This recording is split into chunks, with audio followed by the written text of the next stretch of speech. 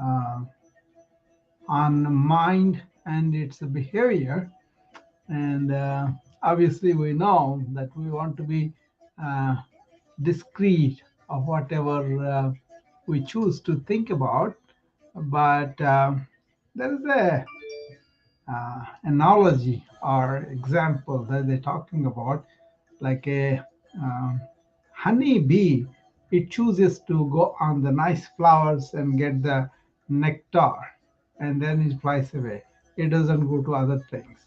Whereas a common fly, it doesn't know the difference between a what is dirt and what is not, right? And it goes all over and carries all sorts of dirt and everything around, and then causes disease and all that.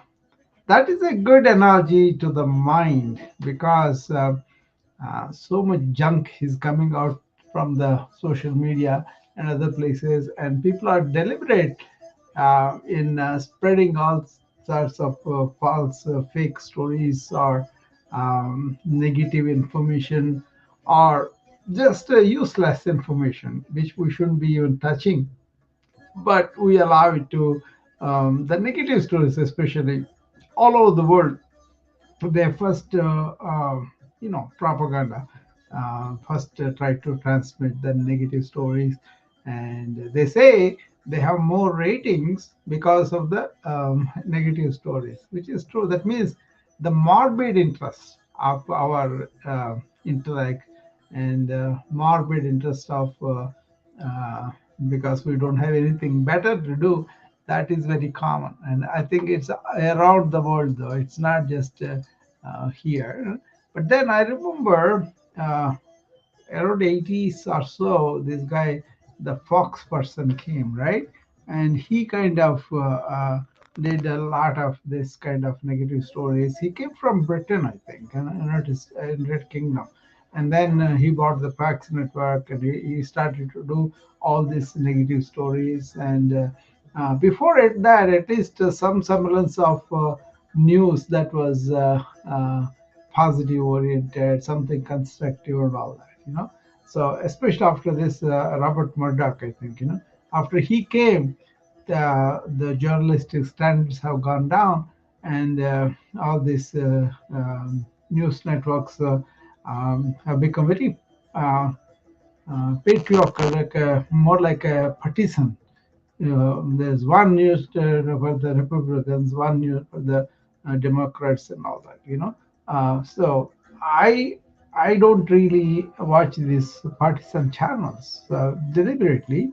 I watch public channel, which is more, they want to report what is truth, and then they don't take any particular side. Even now, I think, that's why I only see that channel news. Um, but when it comes to how we choose to keep on thinking, or how we are attracted, depends on us, right?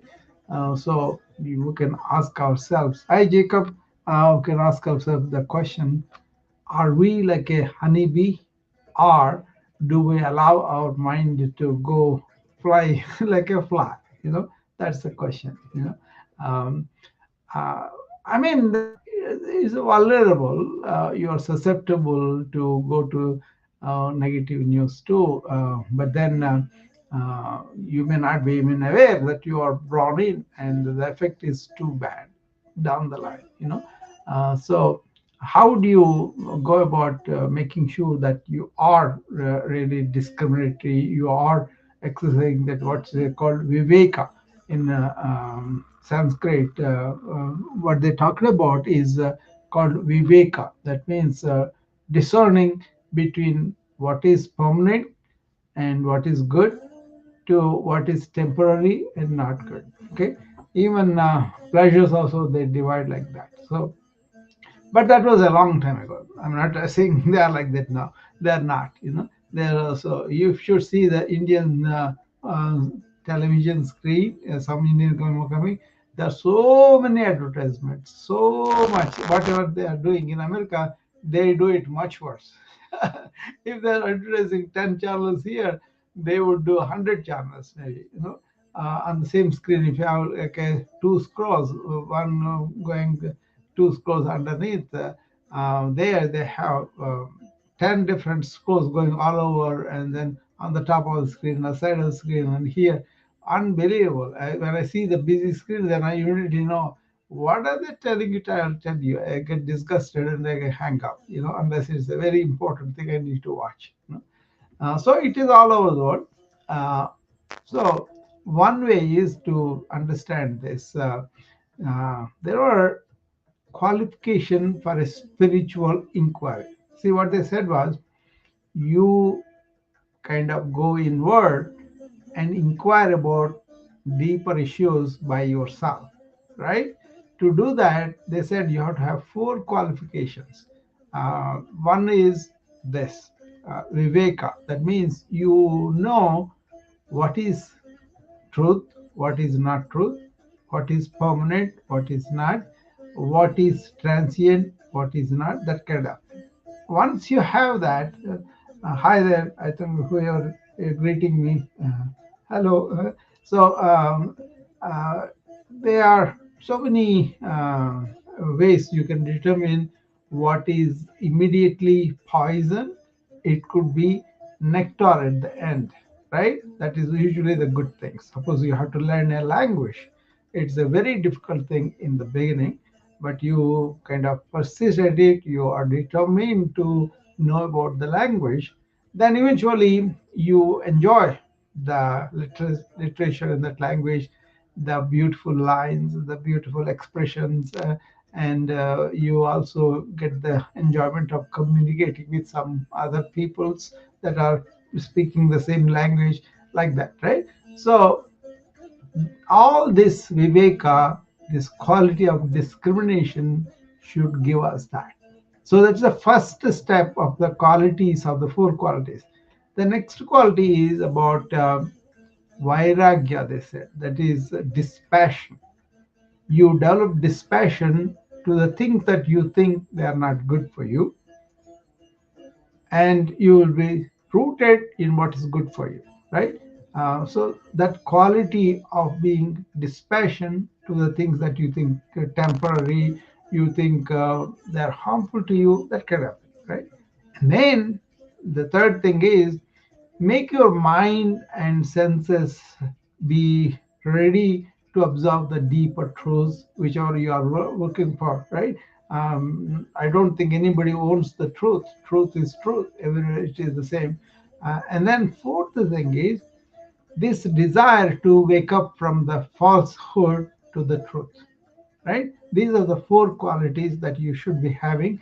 Then you can embark upon your own inner inquiry, your own seeking the truth, your own pursuit of what you think valuable in life, and all that, right? So that's why keeping the mind pristine, first of all, clean and not really loaded with lots of stuff, and also not necessarily only the good things, but also want to make sure that you are not loading up with all the negativity that's going around you in life, right? Especially with all this information age, which is my subject. That's why I'm talking about it. I'm an informatician, right? So I talk about information, the good things about it, and also, you see, the more we're able to communicate with each other, actually this should really help us to get along better. But still we are fighting each other, killing each other, that's there. But at least the communications have spread all over the world, and that should, we should make use of that, right? But we are not doing it, but we will do that probably, hopefully, so when you think of like that, hi Mark, how are you? So had been greeting me, so I just want to make sure that he's okay. Wants to come up. Good, Mark, come up. I haven't talked to you in a while. So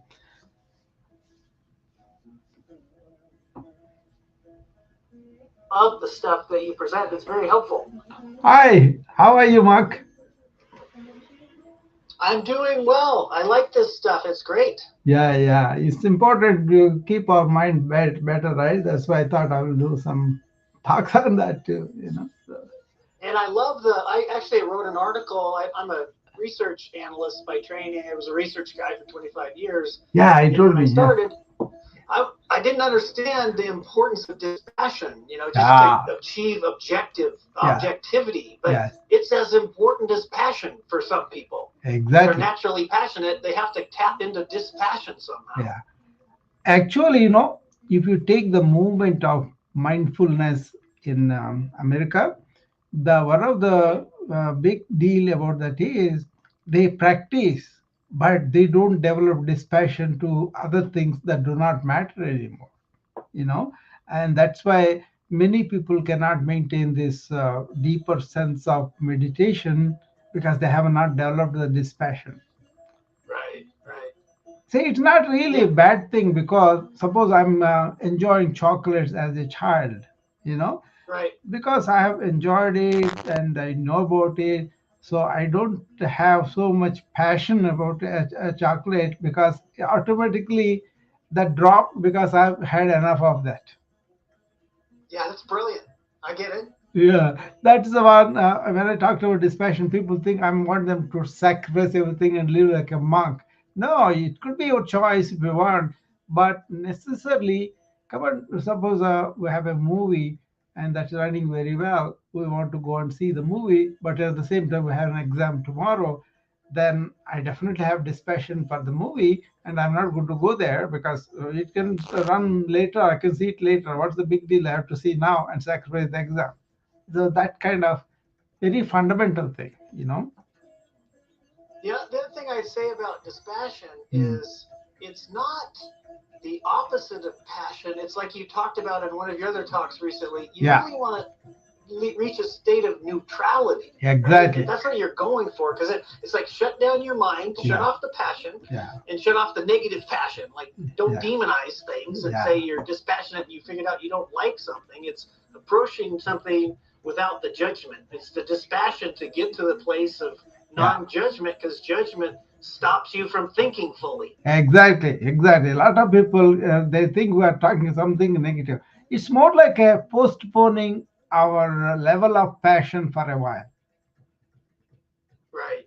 So you're not losing the passion for the thing, but you only use your discretion when I should be like this and when I should be like a.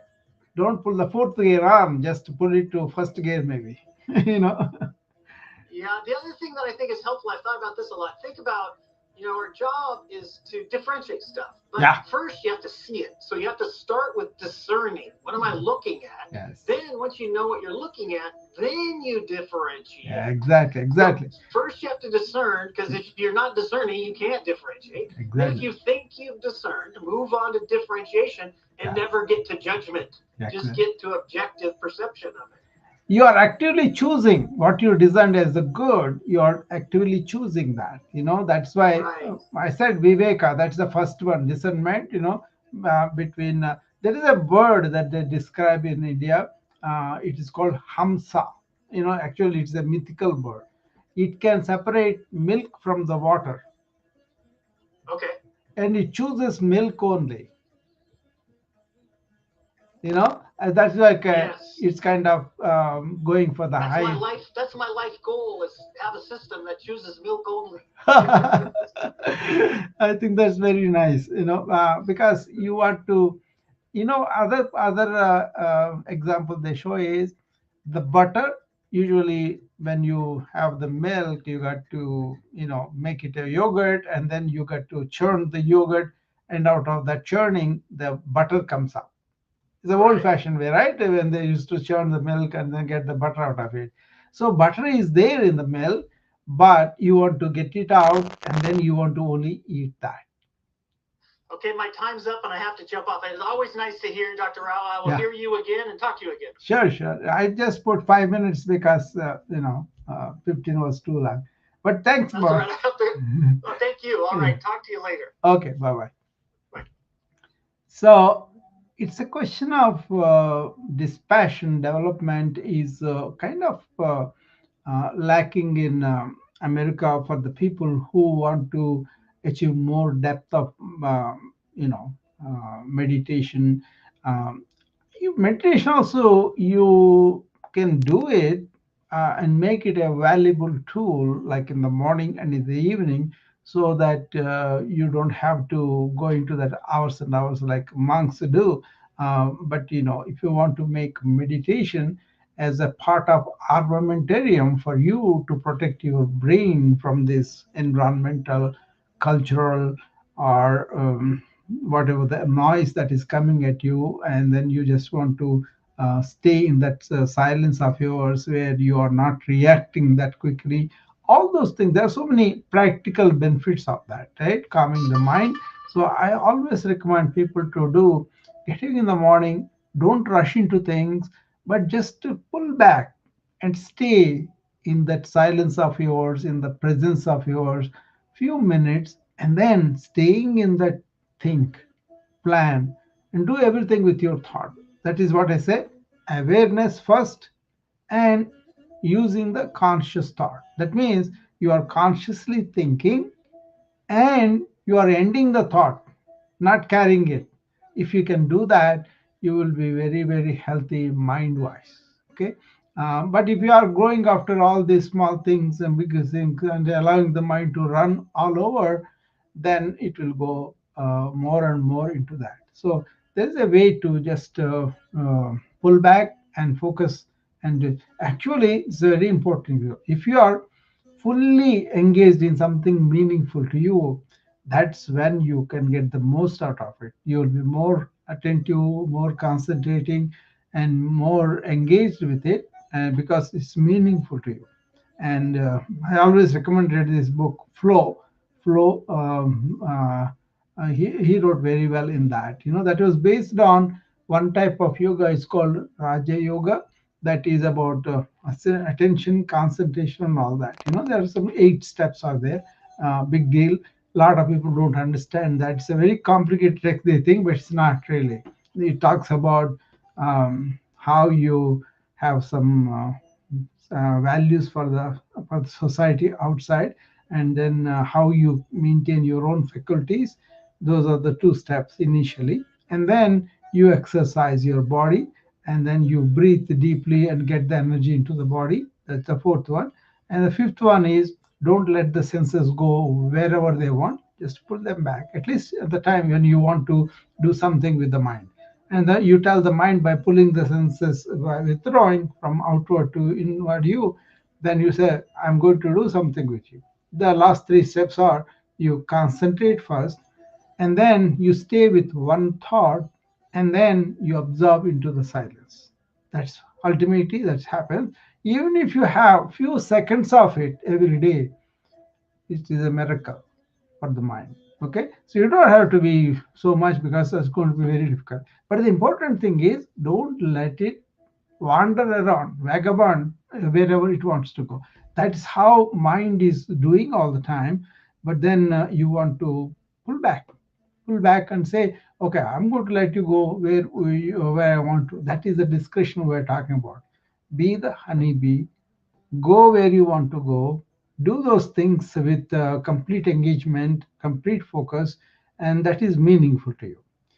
After that, if suppose you are relaxing, you are doing all of that, so then also don't let the mind vagabond wherever it wants to. Keep it in the realms that are important for you, like a career, your loved ones, your whatever you want to achieve in your life. All those things are important for you. The more you keep it like that, the more successful you will be in those ventures, and that will add to the quality of life. So it is that important. See, without that mind staying in the tracks that is important to you, it's going to cause a lot of problems. Okay, what do you think, Jacob? Um, I mind wandering. Yeah. I don't know. I have a lot of thoughts. I'm thinking about technology right now. I've been learning robotics recently and playing with different sensors, and I'm trying to. I don't know. I'm just thinking of stuff I can do and ways that we measure things. Um, And yeah, I had a thought about the bumblebee mind, Yeah. or the fly or the honeybee. I feel like we always, our baseline is fly, and Yeah. it takes discipline to cultivate Yeah. the honeybee mode. That's why I brought up, because most people don't realize the difference, and then they are not even aware of it until they have got the problem, right? And then they will realize that. So that's why I just want to bring to the notice. I think many people, when it is really important, they will make it honeybee. But of late, this making us more like a fly, more forces are coming out in the culture, in the language, in the technology, everywhere. You mentioned something about the robotics that you are doing, the measurements you brought in, right? See, all the external things, the math, the science, and the whatever medicine, all these things are measurable. But this mind going that way, or your inward intuition, they are not measurable. That's the difference. But each one has this application, and you apply practical life for all this outward measure, that's fine. But when you want to measure your inner world with that measurement, that is where the problem also comes.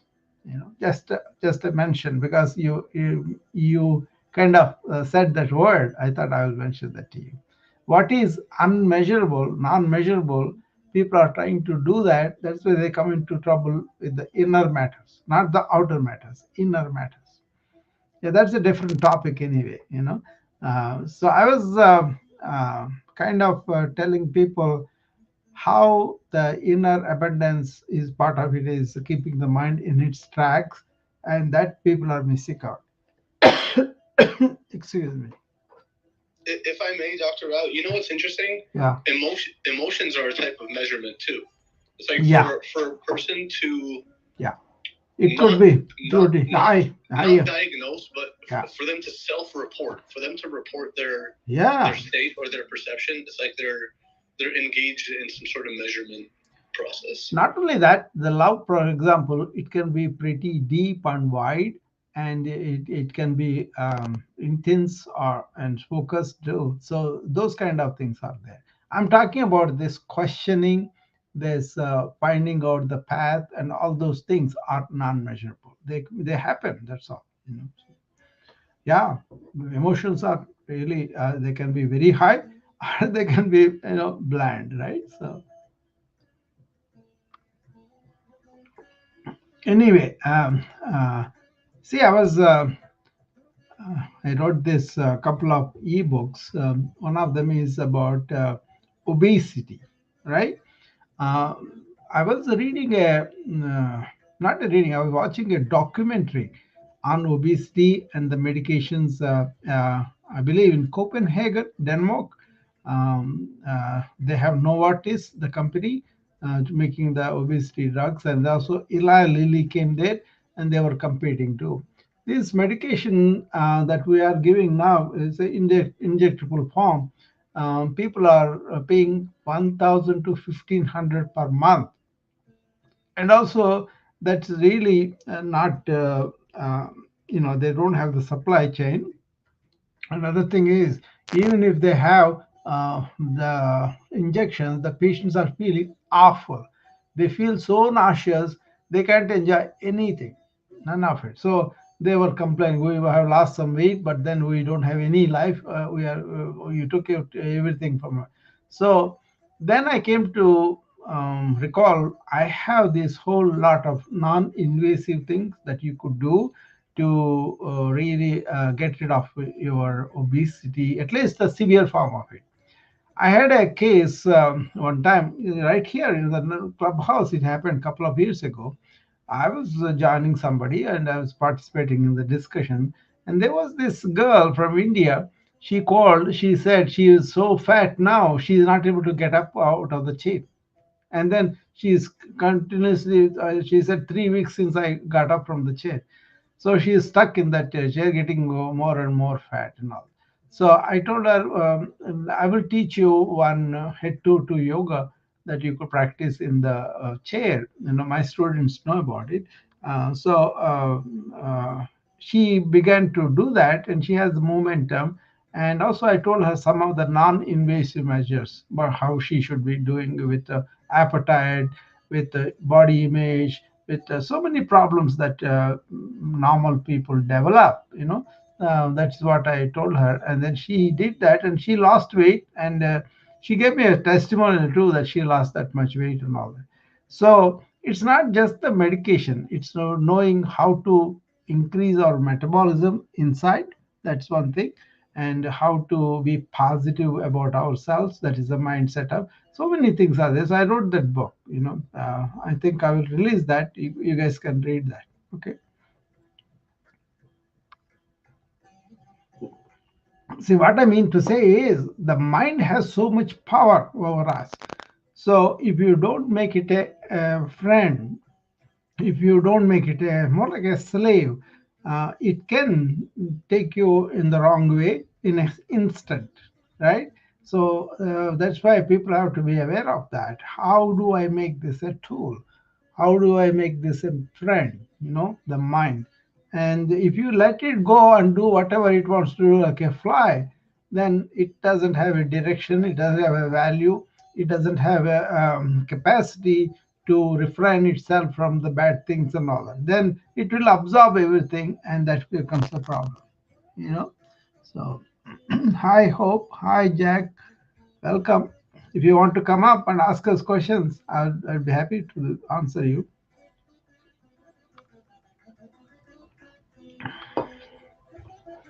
Yeah, no, Zach, come hang out. Dr. Rao is just awesome to talk to in general. Highly recommended. I enjoyed that Arthur's room this morning. Hi, Nob.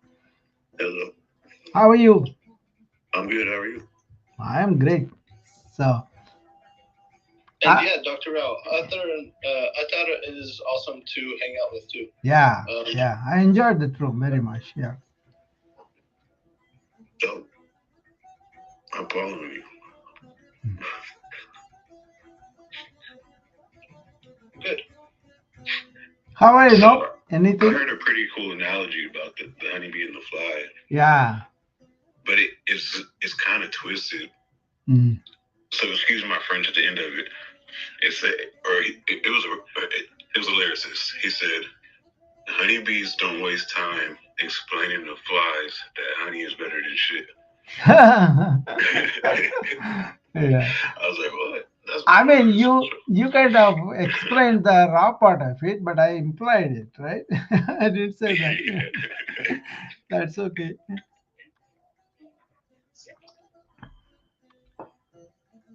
Yeah, actually, this mass media also not really helping us to stay with the honeybee. They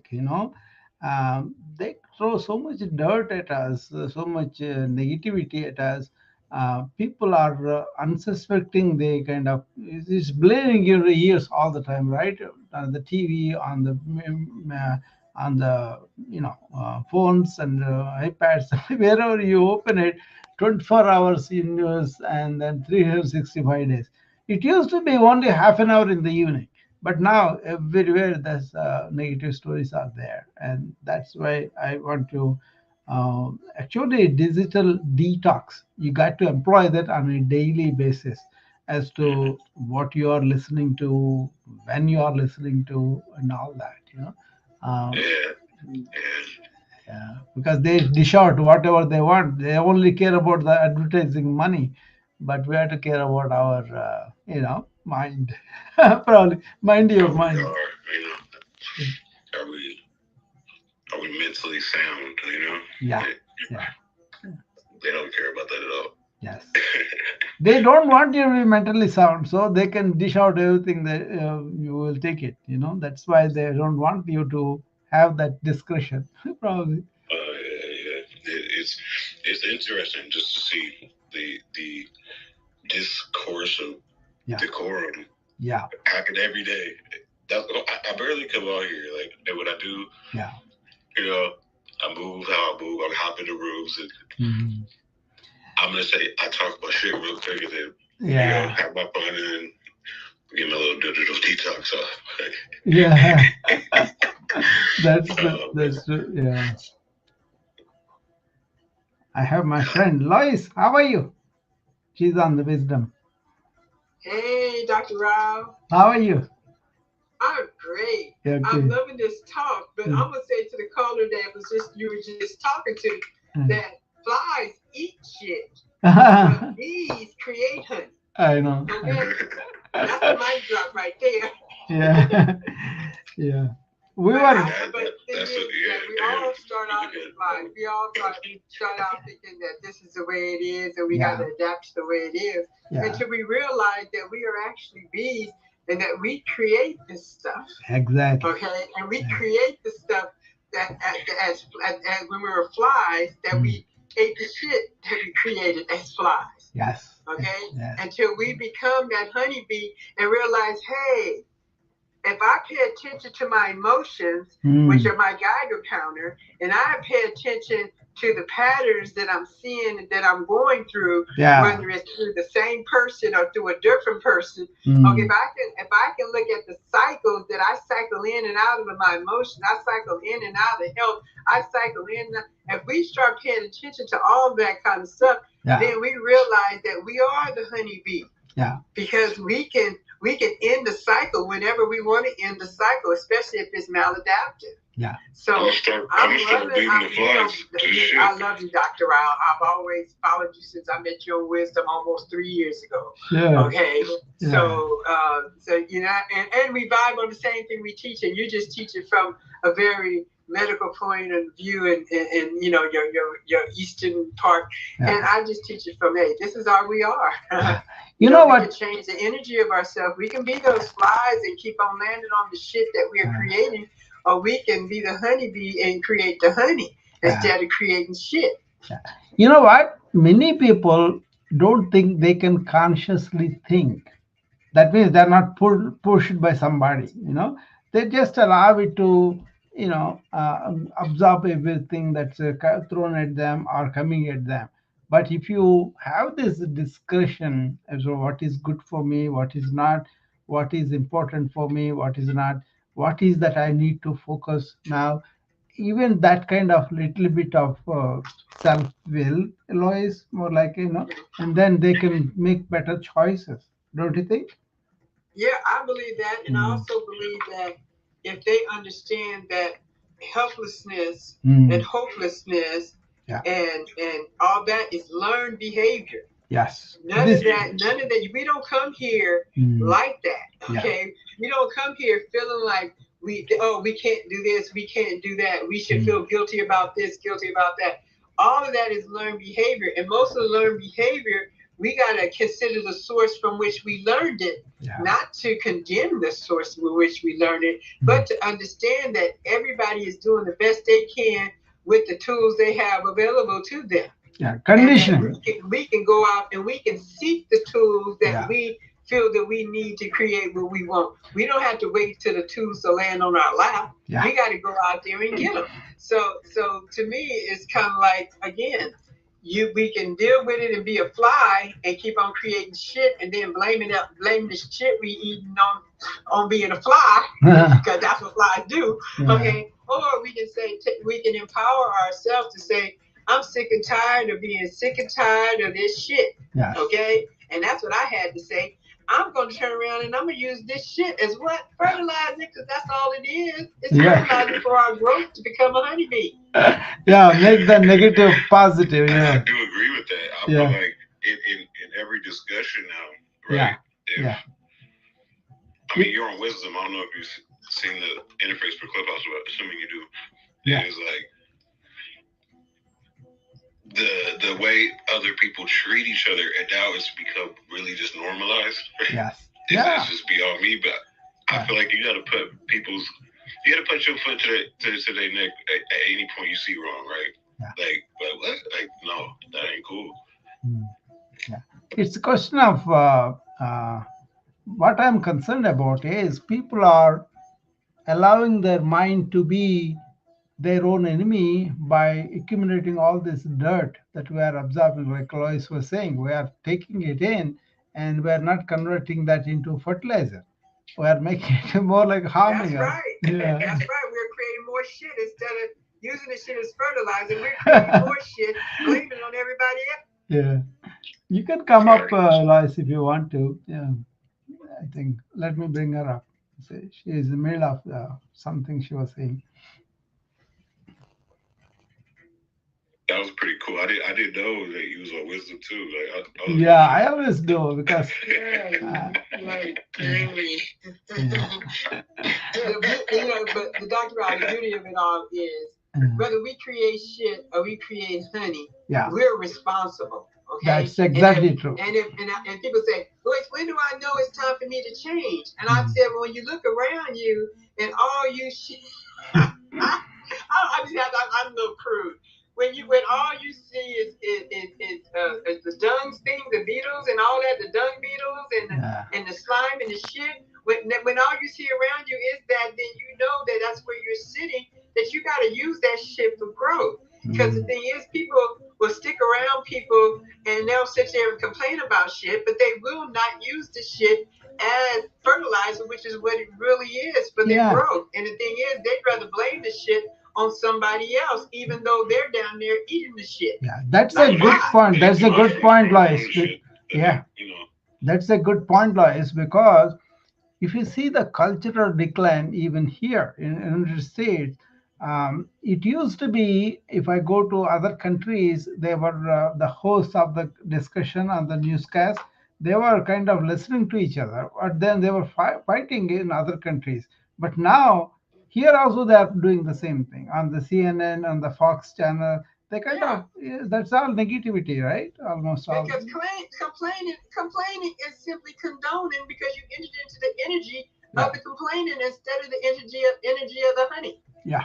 That's true. Okay, and whatever energy you decide to enter into, you enter the stage you decide to take. Because I can take anybody's stage. I can get on I like your stage because your stage is always informative. Your stage is always coming from a place of love and peace and contentment. So yes, I will volunteer to get on your stage. But other people present stages, and then sometimes we unconsciously get on that stage and end up in a conflict, not realizing that we had a choice. Yes. And the reason we're magnetized to that person is because whatever we're accusing that person of is what we are doing to ourselves.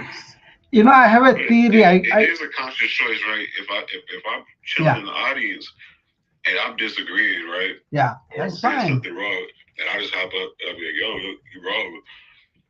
And the way they want to treat me after that, I'm gonna play ping pong until I'm kicked off the little thing, and I might stay in the chat talk a little more shit. You know, when I was outside the United States before I came here in a medical school, we had great respect for United States because they had this great cultural thing of agreeing to disagree, and then work out whatever it is.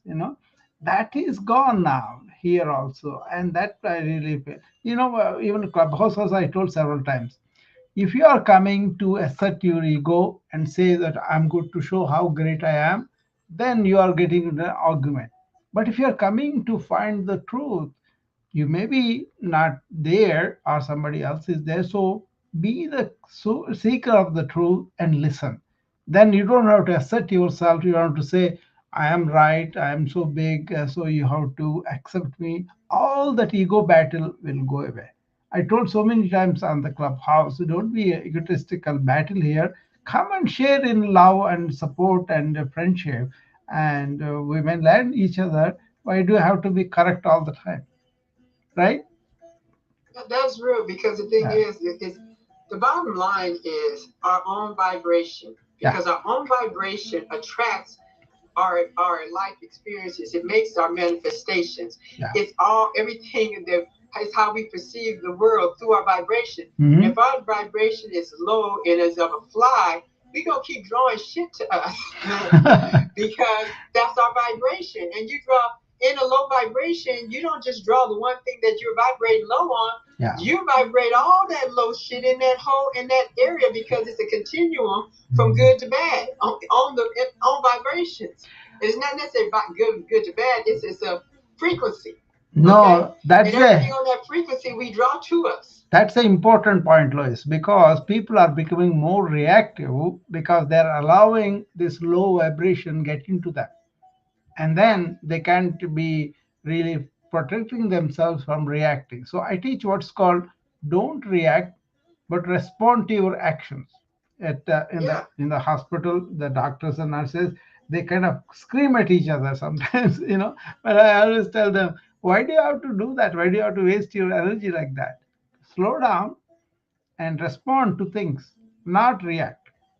Example is where you say, I'm going to really I have a tiff with a nurse, for example, because the patient came and complained to me that she drew her blood, but then she hurt me. So he comes with a bleeding arm to my office and complains to me because my patients are allowed to come to me at any time. So he comes and tells me, now, do I go and yell at the nurse, or do I really protect my relationship with the nurse and also with my patient? If I react emotionally, like I'm the boss, I could go and yell at her, then I will lose her relationship. So I want to not to react emotionally there, but I want to respond to situation. It's a private practice. If I don't address the patient's concern, he will walk away. So I have to show him that I have taken good action for him. Then I will take him, I will talk to the nurse nicely, and then I will find out what happened, and then I will apologize on my behalf of my nurse, something like that, constructive, where both are not really displeased with my behavior. So if I respond like that, it's much better, you know. Yeah. It's about balance and Yeah, neutrality more than anything else. yeah. Because the thing is that if you swing too far to the left, that pendulum got to swing all the way back that far to the right No, in order to bring there it is back to another thing, balance. Lois. There is another thing. If you react emotionally for everything like that, that's how our sympathetic overload is happening. That's how our stress is high. Every time you are getting angry or upset, you come here to just to share and talk to your friends. But even if you are reacting negatively, then you are secreting all those stress hormones, Yes. which Oh is my God. And then you're only feeding the animal to do yeah, it again because all you're doing is yeah. starting another cycle. You know how Because many people everything I goes see? in cycles with us human beings. We got all these cycles going in us Yeah. simultaneously. No, no, Okay. we see so many people already wound up at every day, and they don't know how to unwind. Right. Simple thing is deep breathe. That's one thing I teach them and make them do that all day, so that they will be unwinding as they are building the stress. Yes. That's why I see. That's why I like you, Dr. Yeah. Ralph. But I'm gonna get off of here because I'm trying to get dressed to go somewhere. Thanks, So Lois. I love you, Dr. Ralph, Yeah, I and I'll love you keep too. on listening. Yeah, I All know. right. Bye I bye. know we rhyme each other. So I know when you were there, I want to come up. That's right. Lois, I know her for so many years, and then she is also somebody who is very close to her own being, and that's why everything that comes out of her is out of love. She may use the language, that's okay, but she's full of heart, So, She's cool. yeah, she's cool, very cool. Yeah, I get it, bro. Hey, you cool. You super cool. So yeah, I follow you on Instagram now too. And yeah, hey, I'm telling you, bro. What y'all just said, yeah, and this is what I got to figure out, right? You bring into my awareness. If yeah, I'm feeding the fuel to the discourse, yeah. but I feel like I could have the word salad, and be Yeah. like, You and be mentioned like, the dog, be ping like, pong. and I'm not upset, but they Yeah. start getting upset. Yeah, you were talking about the ping pong. That's the one. That's the one you want to look at. Because if you are ping ponging it, the whatever you do the other person, but you are doing harm to yourself. That's what you want to realize, and then bring the temperature down. Bring the thing where it is like a inquiry. I tell you, there is a tradition I learned from India that is way back. I don't think many people are practicing it now. I preach that. What it is this is like I was telling people in the beginning of satsang. This is like a satsang. Satsang means association of good people. Suppose we are 4 people here on the clubhouse. We are good people in the sense we are here just to, share, just to serve, just to love each other, and then be friends. That's all. But in the process, if our wisdom has grown, or our understanding, or our information has grown, that's good. But don't want to go away with feeling bad or negative about other people. That Oh will, yeah, yeah, I don't leave like that. yeah, I start getting intrigued yeah, by the lack of like real intellectual like dialogue yeah. because of Dialogue. Yeah, that's a because of correct word. people's sense of Yeah. I don't know what I don't even know what that sense is, but I will always say like it's so weird, right? Like I think that is a egotism, basically. yeah, You want to come and prove yourself, you know everything, you are right, that kind of thing. I'm not talking about any particular person, generally, like that's what happens. and I agree. And it's sometimes I can't say like it's very intriguing mentally for me anymore because like I guess I just don't find it that fun. But sometimes it would be rooms where when you get a lot of people, they might have that like marketing room, and that they're telling people pitch your idea and whatever. I would just go in and listen, but then I'm like, who are these people, and why are they treating this? I'm just gonna say who the person was. There was another Indian male, and he was pitching his idea, but they were bullying him, and something intrigued me to get on stage and like be like, hey yo. What you mean? Like he's wrong. Y'all call him an idiot. Like, what about this? What about that? Like, how he can move it that way? Is that not true? Like, but I took that approach a few times.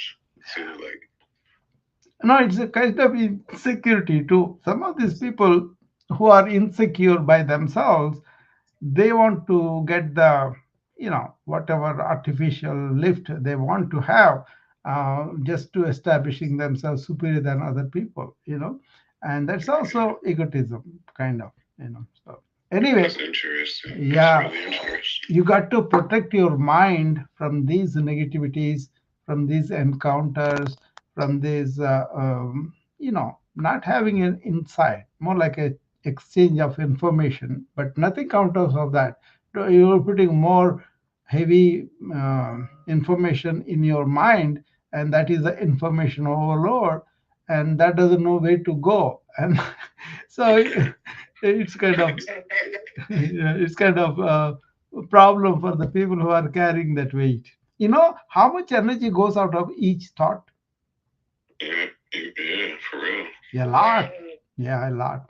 One technique that really helps me to keep my energy is each time I have thoughts that I want to use for my patient's care or communication, whatever, I learn to finish it off right there. You see? Interesting. That is an important thing, because that way I don't accumulate stuff. I do the job, I'm completely focused on that. I will do it. After that, I deliberately empty that. Actually, I kind of. You taught them how to do Yeah. it themselves. Like, yeah. You see, without, like. Yeah, at the end of the day, I'm light because I don't keep anything.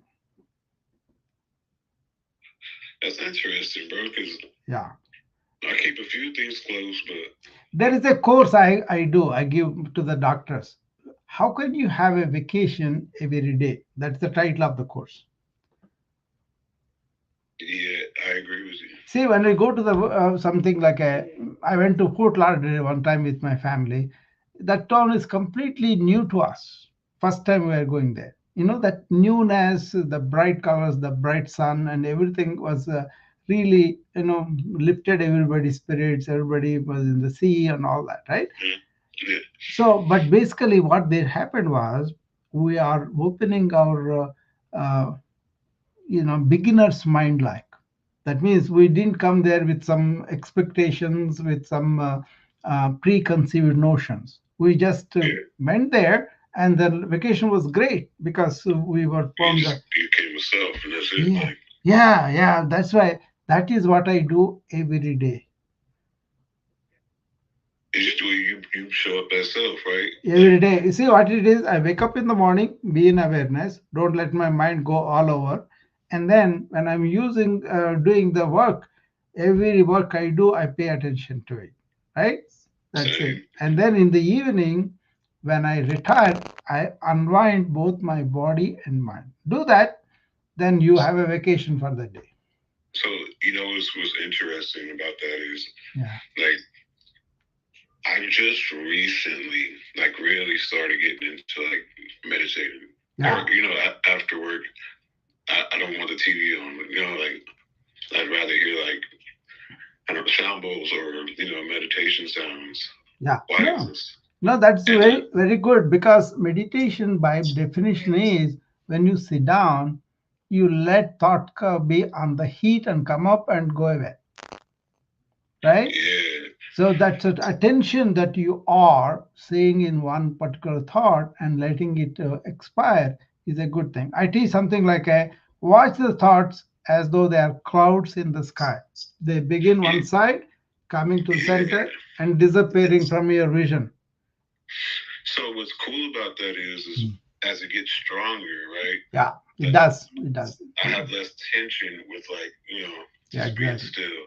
Because you are not holding those thoughts, you are not spending energy on them, so you become more light within yourself. But I took it to another level. And sometimes I don't want that this experience, but then, like, the guided lucid dreaming. There's only one person that I will listen to, because he really guides me into, like, a lucid dream. But I was like, no, dreams are a problem actually. Dreams are the mind is trying to make itself orderly from all the things that you accumulated during the day. So if the more you are focused during the day, experiment with this. Focus everything from morning till evening and see how restful your sleep will be. Oh yeah, restful. I'm just saying, like, there is one guided lucid dreaming one, right? That I noticed, but if I hadn't started practicing, like, real, like, meditation, I wouldn't be able to focus. But, like, the things that, like, randomly, like, I would see, I know from Carl Jung not to take it, as reality. I know about the lucid dreaming. What I'm talking about here is when you have the non-rapid eye movement sleep for a long time. That means your eyes are not moving. That means you are not having any dreams. And that deep sleep is the one which revives your mind. And which you, to do that, I'm saying is don't give material for mind to put it in order. Yeah, no, I agree. That's why I said, like, it was cool, but I know I like that real REM sleep. No, I'm talking about the all day you have to do those. It's not just in the end of the day. How you be in the present in the morning and carry that like a perfume for the day, and through the day be attentive. Whatever you are doing, just be there. And throw the ball through the field goal. Yeah. And then do it again. Exactly. Whatever you are doing, focus in that. If you are enjoying a conversation with your friends like we do, just be here. I'm like that. After this is done, I go and have dinner with my family. I'm completely with them, right? And so what they have to say, what they are telling, that is important. If they ask me what happened on the talk, I may say them to what happened here, but I don't have to necessarily remember everything. I just had a good time, and that's enough. So this is one word. You just remember this. What it is vacate the mind at the end of the day. And then later on, it becomes like me. I vacate as it is happening. Clean it up as it is happening. That's called movement to movement awareness. Not movement to movement thought, movement to movement awareness. Just conscious, just at all times. Yes, at all times. That way, I don't have to sit down and meditate because I'm not even allowing these thoughts to accumulate. Like what Lois was saying, that is not accumulating. Yeah. Yeah, I agree. I agree. Yeah. And it's very powerful though, because you become really focused and then you enjoy it, and you have actually, you are in the flow as you are working, right? In the flow, you don't have to spend that much of energy because it becomes pleasure. Becomes your own expressing. Absolutely. Yeah, you are involved. You're like a musician when they create the tune, how happy they feel. Like that, we are doing this work with focus. It becomes wonderful experience for us. Yeah, absolutely. Yeah. Absolutely. And to bring it back to what you said is like, you hang out with your friends in these rooms, you know? Yeah, you got to. Yeah, that's why I know Jacob, because we had this friendship, but we shared spaces, we shared, similar cool ideas and beliefs, and we like when other people that are smarter than us speak things. Yeah. I was gonna say talk their shit. I'm just trying to be respectful. Yeah, but good. Sometimes I gotta carry the cadence, Jacob comes to my rooms. I enjoy him. I could talk with Donna, but if that's what you want, yeah. I didn't ask. I kind of just did it. Yeah. So you tell me, if I can talk the way I want to talk, or I'll keep it copacetic. Yeah. I mean, as long as we are contributing value to the room, that would be, anything is good, right? So we are sharing. Yeah. I just had to ask, that I'm respecting your space. You know? Yeah. Me too, Dr. Yeah, sure. Yeah. I'm respecting your space. Oh, by the way, I did not take the pink ticket off. Oh, me neither. I'm about to do it though. And join the house. Yeah. Yeah. Yeah, join the house, and I'm here every day, 6 o'clock, right? So I enjoy this hour, and I just joined the house, Dr. Rao. Thank you, Zach. You're welcome. Just a second. Even sometimes only Jack is there, we talk. So that's fine. Me? Yeah. No, because you said 6 o'clock. Yeah. In the evening. It's going to be 6 on the west. Mine is, I am in the 6 o'clock Central Time. Central Time I'm here. Okay, I get it. Why did I really had to think about that for weird. Yeah. I'm in Iowa, right? Iowa, Chicago area. So that's why. Dr. Rao, can you accept my invite? Sure. Zach is cool. Right, Zach? Yeah, no. He cool, bro. I did add you, no problem, Zach. So sometimes he says some crazy shit to me, right? But it's cool. Hold on, I'll be back. Yeah, sure. Ping your friend, Zach. Zach is cool. Yeah. He says some weird shit to me sometimes, so he's cool. This is weird. Why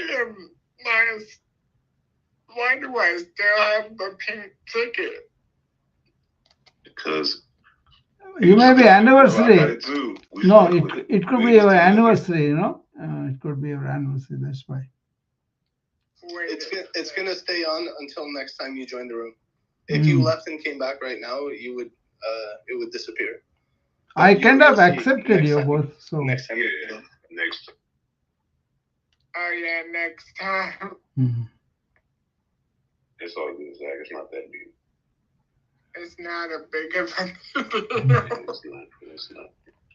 I just added you back, Dr. Rao. Yeah, sure. Okay. So, Dr. Rao. Yeah. Yeah, no. Respectfully, can you break down a little bit more of what you do to help clients? I'm a physician. I've been practicing for several decades now. Now I have an online company which is called BA Pal. There I kind of provide coaching for the physicians and nurses for the burnout, for the IT people on the stress, and for the corporate leaders, servant leadership. Now I'm more into corporate wellness, individual wellness, and also planet, so everything is around wellness. So I do a wellness club in the morning where my students come and we do a 1 hour of yoga, all the exercises, breathing, and any questions they have. And I have a Facebook group, Facebook room, right? What do they call them? That's called Conquer Burnout. Yeah, Yeah, yeah, that's yeah, the one I have. And my things are, how can we help individuals to live well for a long time and also enjoy, not in misery. Okay, a lot of my patients are kind of lose everything and they live like a, vegetables, and that's because of the system and all that. That's why I kind of feel very sorry for them. I try to help them, but then if you help the young people to maintain their wellness for a long time, that's much better. So, what I call that proactive wellness. How can you understand what are the things that you are doing in your lifestyle that is making you ill and not really well, not enjoy the life, not enjoy the relationships or work or anything like that. So it's kind of very important to me to help people to be well, not only body wise, mind wise, and spirit wise. I'm not religious, but spiritual. That's the essence from which I come from. So for me, everybody is the same, everybody is in one energy. So it is much easier for me to relate with people because of that attitude. You know, so whenever my patients come to me, I kind of accept them for their being, not just because they have a different mindset or different belief system or different, gender or race. None of them matter to me because I go to the core. but Then, you're able to yeah, yeah, actually better what's it, relate to them. better match them Yeah, with someone. yeah. They Is that are. what you're saying? Like within your practice, but No, you you know, see, like, do you know Jacob or Angel or anybody is here? We all have that life force within us, and that gives us animation to the body and mind. I kind of identify with that very quickly. So I see the what is common among us rather than what is different about us. You see, and that's why I help them to be well in that perspective. So I kind of big on the mind because yoga and Ayurveda, all those systems are based on awareness, where they look at thought and mind as objects to us. Our real nature is the real thing, and then body and minds are object to us. That's why when I treat the illness and all that, we go to the core of the reason of why somebody has become sick, and then they become much better. Even somebody getting hurt also, all those things I kind of employ them. Like I told you, reaction will build a lot of stress hormones, which is not good for us. And a lot of people don't realize that. They think they can get angry, they will feel good. No, it hurts you within, inside. I was dating a very cool South Indian, or that's where she was from. But she would she believed in the fact that she thrived under what she would say chaos or stress. Seems like that. And I always would tell her, like, yeah, nah, that ain't the way. Like, but yeah, people think, oh, I can be more focused if I'm like that, but it may seem like that. See, there is a difference. Now I'll tell you, if you do something good may look very poisonous for you, but then it becomes a nectar at the end. Like, you eat something like a pungent thing, and that pungent thing is a very good thing for you, as it happens to work on your metabolism. Whereas some pleasurable things are like they are very good in the beginning, but down the line they will harm. they're not the same no more. Yeah. That's what discussion we have to use that. Yeah. No, I agree. Like, it's just like it's just like I have many friends or even acquaintances, Yeah. you know, that can smoke marijuana. You know? And sometimes I might hang out with them. Yeah. And I always tell them, like, I don't smoke anymore. Yeah. I can't. Like, I feel like I ran my run. And then when I explained to them, they're like, why? I'm like, for some reason, it heightens my anxiety now. Yeah. No, it is. It's a question of taking away your natural self, and you see now it's become a psychedelic in microdoses has become a big thing because people are using them to get this high feeling in meditation. You have that ecstasy, you have that samadhi, and all that, right? But I would not. Yeah, I would not even encourage people to take microdoses. You know, because. I do not encourage people to take psychedelics. Yeah. And then I would tell them my experience. Yeah. But I can't say my experience was all the way bad. I'm just saying if people can't get past that first trip, because that first trip is different. You're challenging your mind. Yeah. You're having like some real conversations with yourself. You see, some of my colleagues are talking about some people are doing very well with the first experience. They are not getting into addiction and they are getting a lot of benefits physiologically. There are studies showing that too, you know. So I don't want my prejudice. My thing is, I want to be natural now. Whatever I do, that is natural. It has to be natural. Yeah. I hear you. Yeah. I want to be like that too. Yeah. But then, you know, it's so weird now. I feel like my holidays are warranted if so be. Yeah.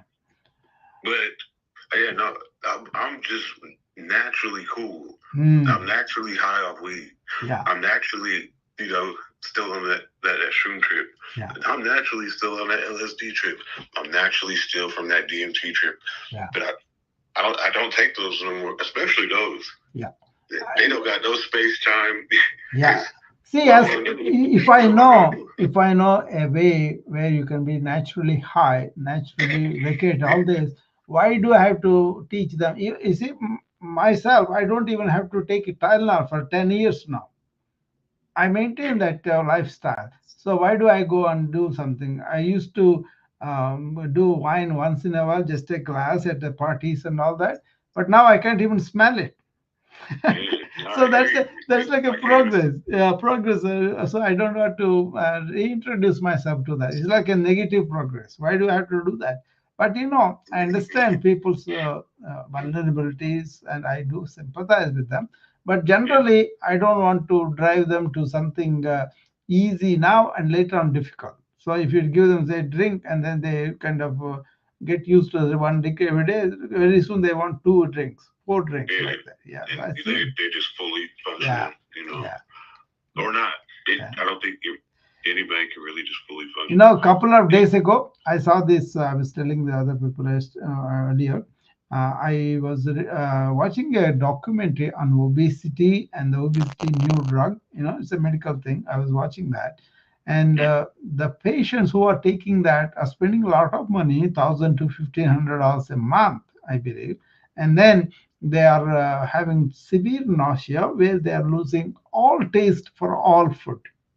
So they are really miserable that way, So, interesting. Yeah, then I wrote my book because I know non-invasive natural ways to beat obesity. I have a documentation from my patients how I did that, So I just teach them how to moderate their mind and emotions, how to dig up all the conditioning that they have, and how to properly eat. For example, many people don't know that you got to sit down and eat in silence and then chew very well. And then also only start eating when you are having a real good appetite. Don't go and eat it whenever something is available. Just grab it and put it in your mouth. No, you got to sit down and give respect to the food and also munch it and enjoy it, savor it, and all that. So let me ask you this question too, because this is one that just boggles me. And it's like I feel like since becoming a father,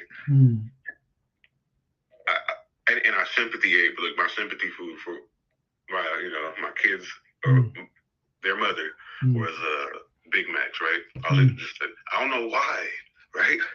But I was craving them. That's a craving. Craving is something that you gain. You see, if you don't know, there is a process called pratyahara, that is withdrawal of senses to train that. You have to train that. You cannot get rid of it all of a sudden. So, because I have been in yoga for so many years, that's all second nature to me. But not everybody can do that. You got to give them the room and gingerly, patiently, empathetically bring them to that. For example, there is a story I will tell you. This man is up in the Himalayas. Nothing is available there, but then he's a good teacher. He's teaching so well. The students felt very grateful and they wanted to return something, but he won't accept any gifts. So they wanted to make a good drink of mango lassi. It's a sweet, nice drink, but they don't have mango. So they come down the Himalayas, get the mangoes, and go up and they make the juice. And it's a big glass, right? Big glass, and then they lovingly give it to him. And this man, cool. Yeah, this man tastes it, and then gives it back right away. And they thought, oh, it's not good. That's why he's giving it to us right away. And they ask him, sir, what happened? We gave you this drink out of so much love and affection. And I said, no, because it is good. That's why I gave it to you. So he doesn't want to be sucked into the good taste and the built up of all that cycle that we do normally. So here's I had a follow up to that was when I was like 21, and I don't know why. Yeah. She was in that waiting bed. I'm just like, I want Big Macs, and I'm there eating Big Macs, getting her pregnancy food too. But I sympathy. But so to say, I can't even say I'm obese, right? Yeah. But because I still skateboard, I could still do all the same tricks I did when I was a teenager. I love cycling. I'm fast. Yeah. But there's just weight, and it's the dad bod that it won't go away. Well, I haven't even tried. I just like to exercise. It doesn't go. No, moving the body is good enough. A lot of people don't realize that if you move the body in all directions most of the day, you don't have to do a separate exercise. Because we do so uneven, we kind of lose the natural intelligence of the body, and then we need to build it back. Yeah. And that's where I would kind of debate people, I'd be like, if I'm technically in shape, right? I'm agile, I move, I may just I might be a little chunky. Have you heard about functional exercise? Functional fitness. I call it cardio audio. No, functional fitness. What it is you don't have to do a separate routines and all that, but you just use your own body weight to carry around to make it useful for your fitness. Yeah, I agree. Yeah. I love that because I kind of I can create out of my own ingenuity of what that person can do. The advantage of this is they don't have to go to a special gym, a special yoga studio, anything like that. Within what they are working, I design things for them. For example, you have stairs. I make them go up and down the stairs maybe a couple of times or 3-4 times like that. Suppose you have a chair, I'll make you do some yoga exercises in the chair. Yeah. I take a lot of pride in designing this for each person customized. I ask them, what do you do? They tell me this.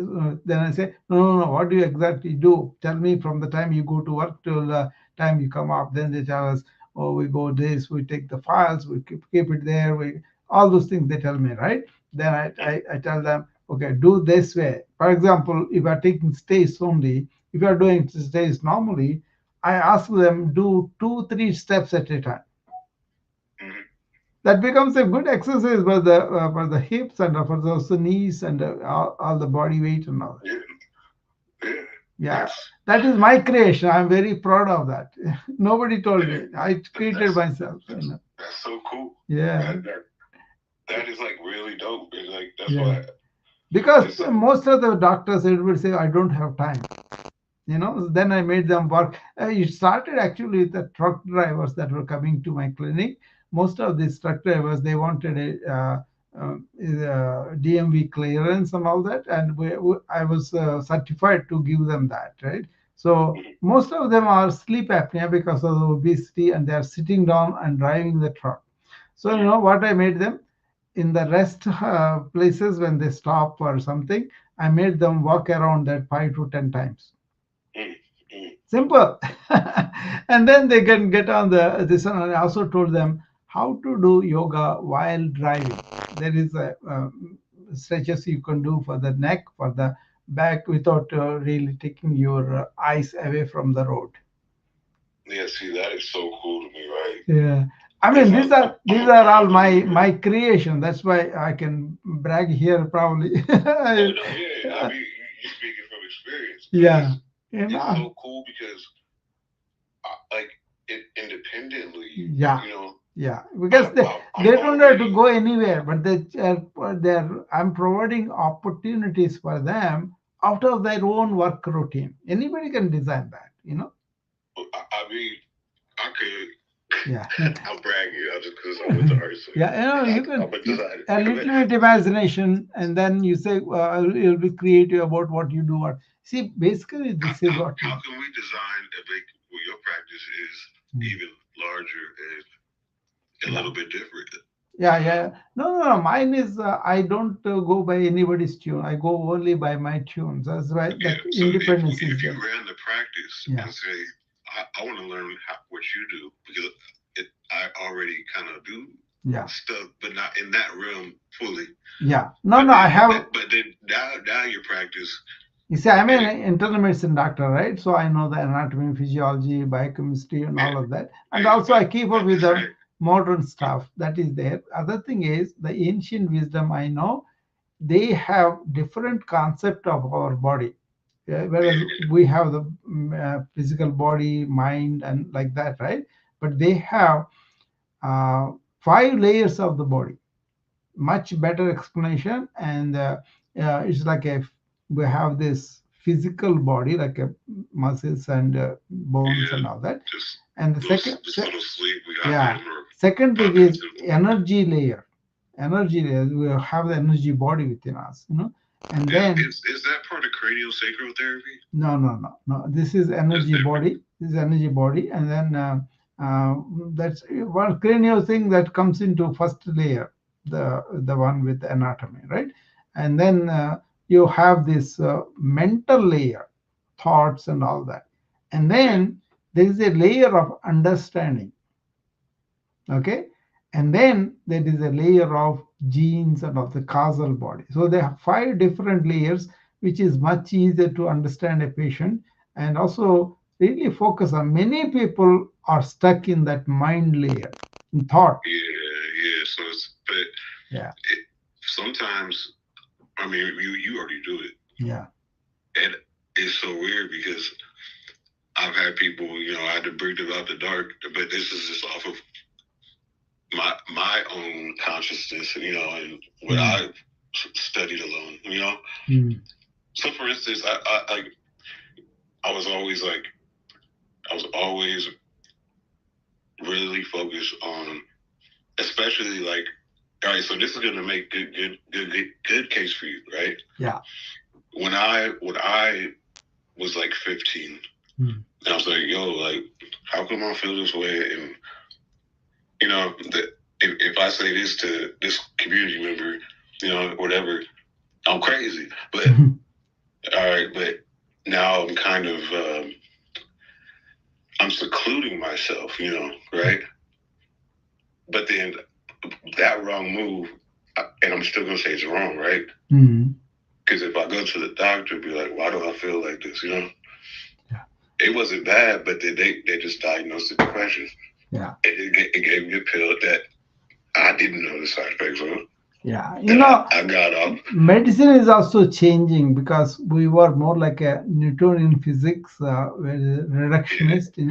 From that, No, I thoroughly agree. yeah. I Now, thoroughly now the digital. Now we have the quantum body, and God body. yeah, there's a lot of change is going to come up. Yeah, it's going to be more with the AI.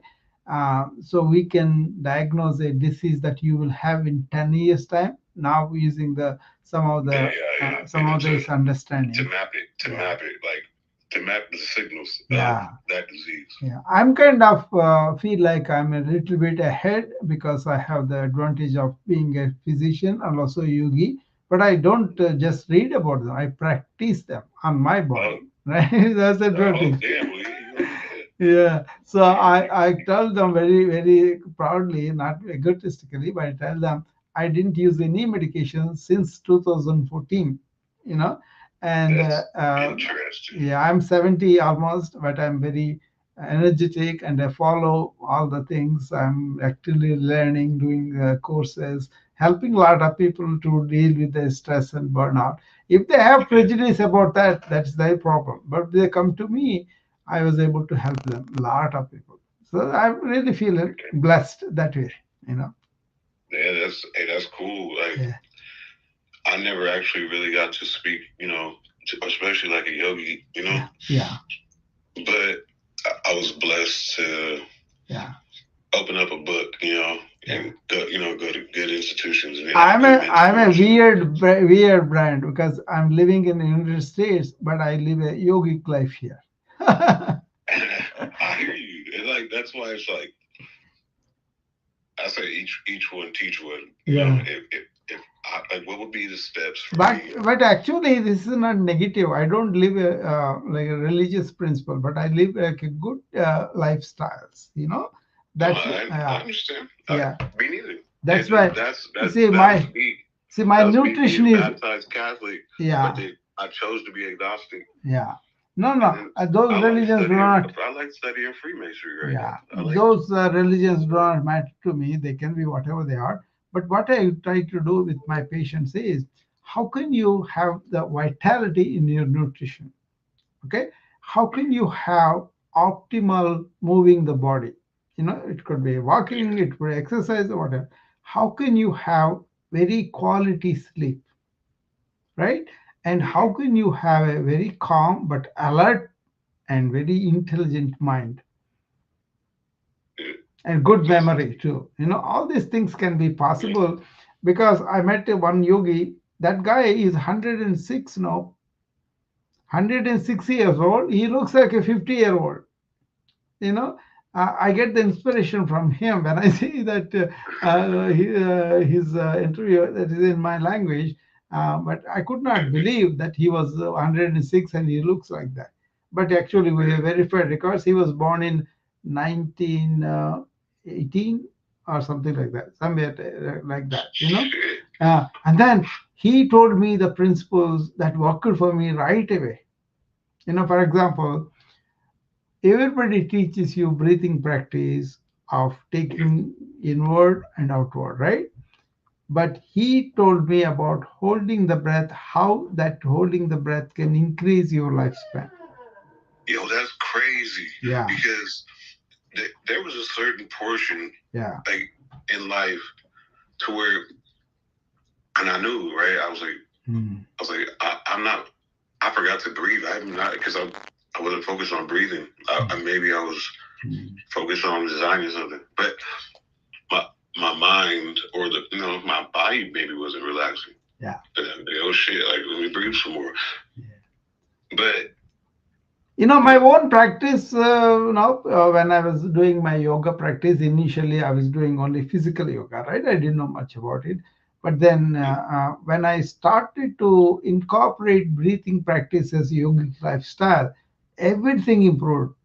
The energy, the focus, the meditative capacity, all that improved very much.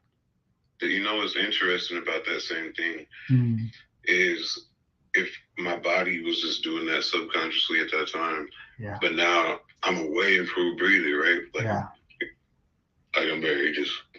Come to me, come to my wellness club, join my wellness club, and you will learn a lot more things like this. I think yeah, for sure. I think you will enjoy that. Okay. Yeah, I got another question because this was earlier. I forgot why I had the question. I was, I don't know. We already talked about the human brain so much. Yeah. But we get into like cosmic consciousness, and that I don't know. Yeah, the consciousness is something only one, but we think we are all separate. That's the problem. No, we technically not. Like we're part of a collective. Yeah, we are all only one. We are all only one. Yeah. So here goes something spooky, right? Yeah. No, it's actually right? Actually that is the reality. Once we come to that, it doesn't feel like a weird thing, So. Bro, all right. So here's the weirdest thing, though. This was weird because if I were to be like, because I'd be thinking sometimes, I'd be like, if Vladimir has been pushing nightmares, to a certain collective consciousness of people that are so scared of the propaganda, I can't say that, that he's bad, but so it makes sense, like that collective consciousness is moving, but does that be you outside of that, or are you still pigtailing, or you might be a bigger? No, he was not able to get into the real, collective conscious that is really empowering you, that is really loving and inclusive. This man is opposite to that. That's why he's going to be destroyed by the same thing. Oh shit! Damn, that's crazy. Yeah. He's kind of divisive, right? Basically, he's divisive. He's excluding people. He wants to dominate them by pushing them down. But there's a real consciousness is like we are only one. It is inclusive. It is affirmative. It is empowering, loving. And so technically, and I'm gonna break it down in just two ways, but it's really one. And it's gonna bring back my argument again, right? In another room. When I saw Christians bully Muslims, right? Yeah. and the title of the room was "Does God Exist?" And mind you, I'm not Muslim, I'm not Christian, But then when I asked them, I said, "What if I said this? A law we come from, a law we must return to, right?" And I'm not spelling it Allah. I'm saying, what would be one universal law? But I'm now saying Allah. What is that universal law? Yeah. See, the universe was technically built off of love, right? Yeah, they throw everything at God in so many ways. But the thing is, what is that inner life force that is in trees, in animals, everywhere? That is, to me, is the God, and the reflection is within us and the opposite person too. So I respect that, and so that is very loving and sharing and serving. It's not just words. It has to be in those deeds and the words that we do. Yeah. I mean, I agree. Yeah. Well, we will leave now. Nope, it's 7:30. Come. See, now I'm like, I'm here every day. I'm like a puppy. I gotta take some melatonin and calm down. I'm every day here. You can come. Jacob also comes. So thanks, Jacob. I'll see you tomorrow. Okay. I'll be back. Are you closing the room? Yeah, I'm closing the room. All right, Jacob, ping me somewhere. Yeah. You trying to have a rap battle room? We ain't done that in a long time. Maybe. I'm grocery shopping right now, but it was an awesome conversation. It was. I'm glad. I'm glad you guys were hanging out, and if I don't see you guys tonight, then I'll see you guys soon. Yeah, no worries. I'll see you tomorrow. Okay. Bye. All right, bye, guys. I'm gonna try to make it tomorrow. I've been clubbing for too long. Okay. It's been like a week and a half now. I gotta. Bye, everybody, and the wisdom. Thanks for coming.